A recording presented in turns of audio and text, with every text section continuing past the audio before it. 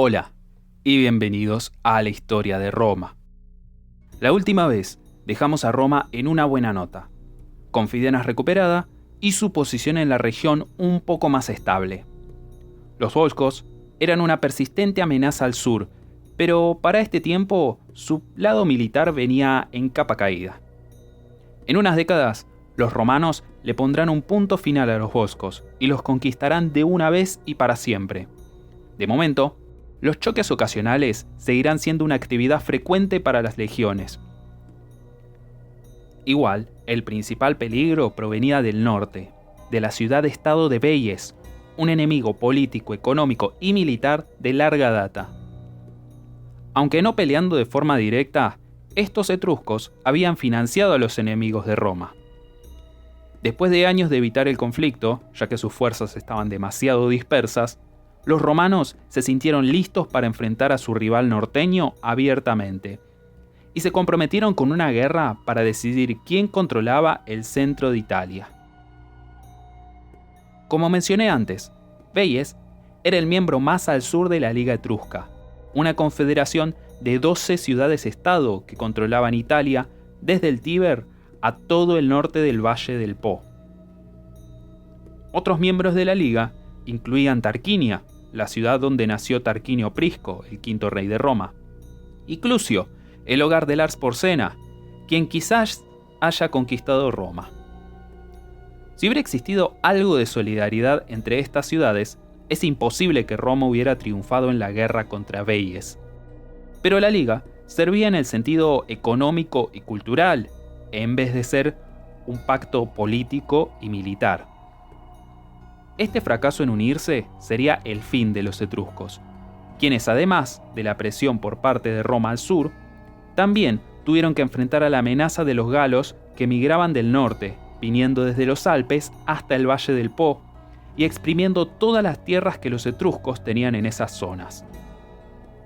La tercera punta del tridente que atravesó a los etruscos fue la injerencia de Siracusa, una poderosa ciudad griega en la isla de Sicilia, que bloqueaba a los cartaginenses, quienes eran los más importantes aliados económico y militar que podían tener los etruscos, dejando a las ciudades etruscas acorraladas y sin ayuda externa.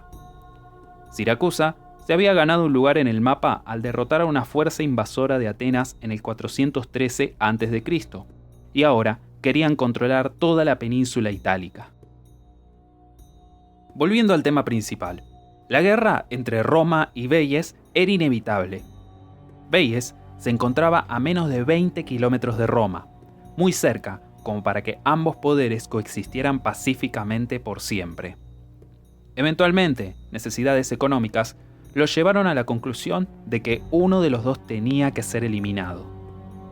La región no era lo suficientemente grande para ambos. En esto había 3 puntos económicos que no podrían resolverse. El primero era el control de las lucrativas reservas de sal en la boca del río Tíber. Casi todas las comunidades dependían del Tíber como fuente de la sal, y quien controlara la fuente de esta tenía en sus manos una enorme montaña de dinero. Pero las reservas se encontraban mayormente en la orilla norte del río, así que estaban del lado de Veyes. Los romanos miraban llenos de envidia y por años intentaron desalojar a los veyanos, pero sin mucha suerte. Ahora parecía ser el momento de hacer la jugada. Los romanos querían controlar estas reservas, pero Veyes no las iba a entregar sin una pelea. El comercio de sal era tan importante por las condiciones económicas de esta época, condiciones que impedirían la coexistencia de ambas fuerzas.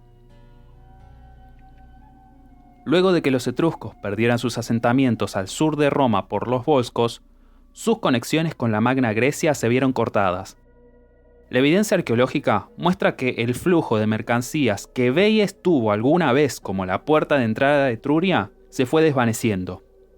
Con las rutas comerciales por tierra cerradas, los veyanos pasaron a depender de los comerciantes marítimos, principalmente sus aliados cartaginenses.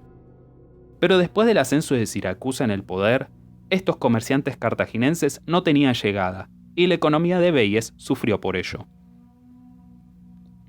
En buenos tiempos, el comercio en el norte era lo suficientemente bueno como para que Roma y Veyes se lo repartieran.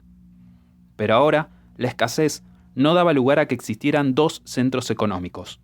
Uno tenía que ser eliminado o ambos morirían. Finalmente, estaba el tema del territorio. La población de Roma crecía, pero no sus tierras.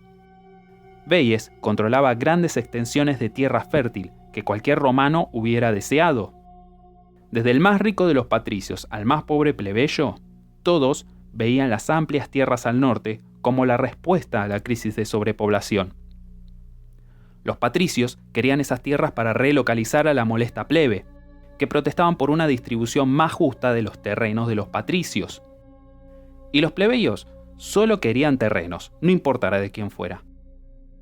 La necesidad de controlar el mercado de sal, la necesidad de controlar el poco comercio por tierra y la necesidad de controlar las tierras al norte del Tíber, finalmente movilizó a los romanos y alrededor del 400 a.C. decidieron destruir a Veyes de una vez por todas. Los veyanos, en la misma encrucijada, estaban más que dispuestos para dar pelea y se desató el conflicto finalmente.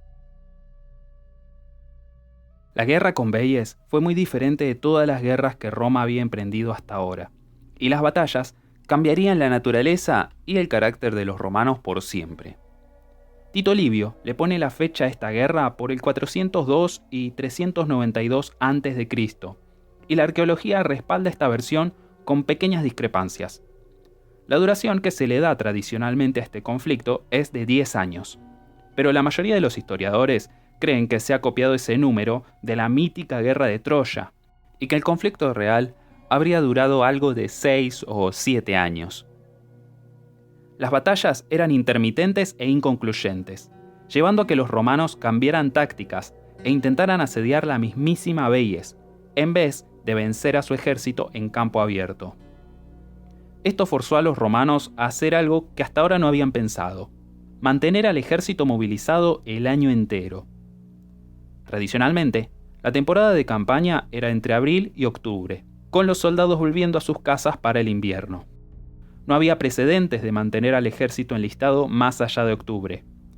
Pero después de que se decidiera sitiar Veyes, eso fue exactamente lo que pasó. Los soldados sufrieron estas penas solo porque el Senado introdujo una novedad que marcaría un punto de inflexión en la historia romana: la paga del soldado. No era una cifra muy grande, ni era algo permanente, pero asentó el precedente y marcó el primer paso en el largo camino de la creación de un ejército profesional, un camino que llevaría directo a la muerte de la República. Por ahora, era un gasto más para mantener al ejército en el campo, cuando los soldados debían haber vuelto a su casa a cuidar sus granjas. La paga aliviaba la carga monetaria que tenían los soldados y los mantenía peleando. El asedio pasó a ser un asunto muy prolongado, y los romanos solo querían una rápida y decisiva victoria. Pero Veyes estaba situada en una posición inexpugnable. Rodeada por acantilados en 3 de sus lados, solo había una estrecha franja de tierra al norte de la ciudad que ofrecía una entrada al nivel del suelo. Los romanos lograron tomar esa franja de tierra y cortaron las conexiones de Veyes con el exterior, pero nunca podían hacer algo más que eso. Los veyanos concentraron sus defensas en ese punto de acceso, así que los romanos no lograban avanzar. Aunque no muy lejos de sus hogares, como dije, a menos de 20 kilómetros, los soldados tuvieron que acampar durante el invierno y empezaron a quejarse de la injusticia de seguir en armas. Los tribunos protestaban contra esta política, denunciando que el asedio era una decisión de los patricios dedicados a sacarse del camino a los plebeyos más influyentes. Miren a Veyes, decían los tribunos. ¿Qué ejército podría tomarlo por la fuerza? Es absurdo. Por años, se mantuvieron a los soldados allí, sus granjas arruinándose y sus familias empobreciéndose, a pesar de los pagos que llegaban de las arcas públicas. Todo en el nombre de un asedio que no daba señas de concluir exitosamente. Muchos empezaron a verlo de esta manera, y la moral del ejército se venía a pique. En medio de este estado depresivo, aparece uno de los héroes de la historia romana, Marco Furio Camilo. De descendencia patricia, Camilo fue elegido como tribuno militar 3 veces durante la guerra, destacando en el campo de batalla y manejando el ejército con férrea disciplina. Tanto el pueblo como el Senado estaban muy insatisfechos con sus líderes militares, que parecían tener más ganas de discutir que de pelear y coordinar una estrategia ganadora. Así que, hartos de discusiones sin sentido, recurrieron a Camilo y lo eligieron para la primera de lo que sería un impresionante prontuario de 5 dictaduras. Las crisis posteriores harían que los romanos recurrieran a él una y otra vez, y fue su reputación forjada en los campos de Veies lo que le ganaría este rol. Se pondría fin a lo que parecía un asedio interminable tras solo 6 meses de dictadura. Camilo sabía igual que todos que un asalto directo a la ciudad estaba condenado al fracaso, así que tuvo que pensar otra forma de acceder a la ciudad. No tardó en notar el extenso sistema de cloacas de Veies y lo fácil que sería entrar en la ciudad desde abajo. Puso al ejército a cavar de a turnos, haciendo un túnel desde el campamento romano hasta una de las cañerías que corrían debajo de la ciudad. Ordenó ataques intermitentes contra los muros para mantener a los villanos ocupados, y así nunca se dieron cuenta de su plan. Era cuestión de tiempo para que las legiones inundaran las calles. Finalmente, los romanos alcanzaron el sistema de alcantarillas subterráneo y lo siguieron hasta llegar al centro de la ciudad. Se envió un pequeño contingente que emergió de uno de los templos y marchó derecho a las puertas de la ciudad. Camilo entonces ordenó al grueso del ejército para un ataque frontal, lo que habría parecido una locura para los defensores veianos, hasta que de repente vieron que había un grupo de soldados romanos entre ellos que abrieron las puertas desde adentro. En efecto, los romanos inundaron las calles, y este fue el final de Veies. A Camilo y a los romanos no les importaba para nada una rendición o un acuerdo. Estaban decididos a destruir Veies por completo. Se masacró a los hombres, mientras que las mujeres y los niños fueron vendidos como esclavos. La ciudad fue saqueada y todas sus riquezas que no estaban agarradas al suelo terminaron en el bolsillo de algún legionario. Antes de la victoria final, Camilo había hecho la solemne promesa de que 1/10 del botín de guerra sería ofrendado al dios Apolo. Pero en medio del triunfo se olvidó de esta promesa y se guardó todo sin repartijas. La gran ciudad etrusca de Veies había caído para jamás volver a alzarse. En la vuelta, se otorgó al victorioso Camilo un bien ganado triunfo, aunque esta marcha marcaría el principio de su famosa caída, y pronto estaría exiliado de la ciudad a la que había acabado de llevar a la victoria. Cabalgando a la cabeza del ejército, Camilo iba en una carroza tirada por 4 caballos blancos, un honor que se reservaba tradicionalmente a los reyes. Los ciudadanos susurraban entre ellos que Camilo ya parecía un monarca, y comenzaron a verlo no como un heroico conquistador, sino como un posible tirano. Selló su destino cuando, después de que los soldados volvieran a sus hogares con todo el botín, Camilo se empezase a preocupar por su promesa a Apolo. Finalmente, dio la orden de que todos los soldados debían dar 1/10 de su botín y darlo al gobierno para que apaciguaran a los dioses. Los ciudadanos estaban indignados, pero aceptaron por su sentido de cumplimiento religioso. Se enojaron aún más cuando Camilo y el Senado anunciaron que 1/10 parte de la tierra de Veies también sería otorgada a Apolo. La población hambrienta de tierras no podía creerlo, y era cuestión de tiempo hasta que desataran su ira contra su supuesto héroe. Pasaron 1 o 2 años hasta que un tribuno denunció legalmente a Camilo por el mal manejo de las riquezas extraídas de Veies. En vez de enfrentar un hostil y humillante juicio, Camilo decidió abandonar a los desgraciados romanos y se exilió voluntariamente. La leyenda cuenta que, mientras se marchaba, pronunció una plegaria que decía que si era inocente, que los dioses maldecirían a sus compatriotas hasta que lamentaran su partida. Una ficción, claro, pero para los romanos, el panorama de una masiva invasión de bárbaros los hizo arrepentirse muy rápido de la falta de su mejor comandante del ejército. La victoria sobre Véies marcó una bisagra para la historia romana, así como para la historia de toda Italia. Véies era una de las ciudades más ricas de Etruria, y su saqueo fue el principio del fin del poder etrusco en el norte de Italia. Más al norte, los galos de Europa Central comenzaron a entrar en masa al valle del Po, barriendo las defensas etruscas y asentándose en sus tierras. Así fue que los etruscos terminaron apretados entre la inmigración gálica y la expansión romana. Como dije antes, la solidaridad militar y política podría haberlos ayudado a resistir los ataques, pero la mente individualista de las comunidades etruscas los mantuvo aislados y sus ciudades cayeron una por una. No sería una caída rápida, y los encontraremos todavía luchando contra los romanos en las guerras samnitas, pero jamás volverían a tener el poder y prestigio que hasta hace poco disfrutaban.